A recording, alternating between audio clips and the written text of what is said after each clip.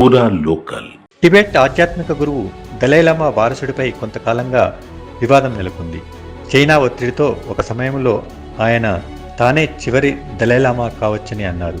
కానీ ఇప్పుడు మనసు మార్చుకున్నారు. ప్రపంచవ్యాప్తంగా ఉన్న లక్షల మంది టిబెటన్ల అభ్యర్థనలతో ఆయన ఇప్పుడు భవిష్యత్తులో తనకు ఖచ్చితంగా వారసులుంటారని స్పష్టం చేశారు.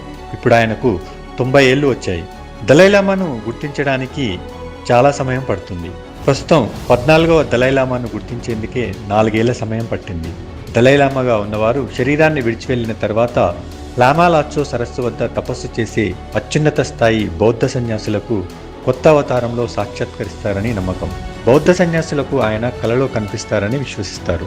దలైలామా చనిపోయిన తర్వాత వారి పార్థివ దేహ భంగిమ ఏ దిక్కువైపుగా ఉంటే ఆ దిక్కు నుంచే కొత్త దలైలామాను వెతకడం ప్రారంభిస్తారు. పార్థివ దేహాన్ని దహనం చేసిన తర్వాత వెలువడే పొగ ఎటువైపు వీస్తుందో ఆ మార్గాన అన్వేషణ జరుగుతుంది. ఎవరైనా బాలుడు దలైలామా పోలికలతో కనిపిస్తే అతడికి దలైలామా వినియోగించిన వస్తువులను చూపిస్తారు.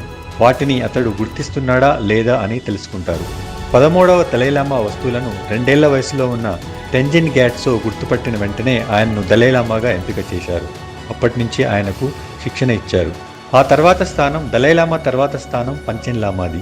వీరు టిబెట్లోని ప్రసిద్ధ బౌద్ధ మఠం తాషి లున్ పోకి మఠాధిపతిగా ఉంటారు.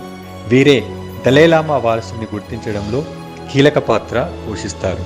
ఇప్పటి వరకు ఉన్న 14 మంది దలైలామాల్లో 12 మంది టిబెట్లోనే జన్మించారు. 4వ 6వ దలైలామాలు మాత్రమే టిబెట్ బయట జన్మించారు.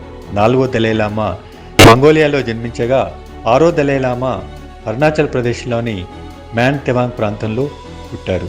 1950లో చైనా కమ్యూనిస్టు పార్టీ టిబెట్పై సైనిక చర్య మొదలుపెట్టింది. ఆ నేపథ్యంలోనే 1954లో దలైలామా అక్కడి అగ్రనేతలతో చర్చలు జరిపారు. అయితే అంతకు ముందే టిబెట్ చైనా మధ్య కుదిరిన 17 పాయింట్ల ఒప్పందాన్ని బీజింగ్ బేఖాతరు చేసింది.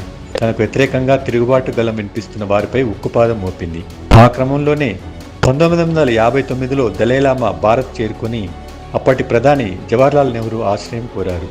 అప్పుడు ఆయన వయస్సు కేవలం 24 ఏళ్లే.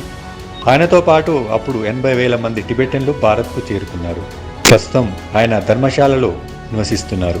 అక్కడి నుంచే టిబెట్ అజ్ఞాత ప్రభుత్వాన్ని నడుపుతున్నారు.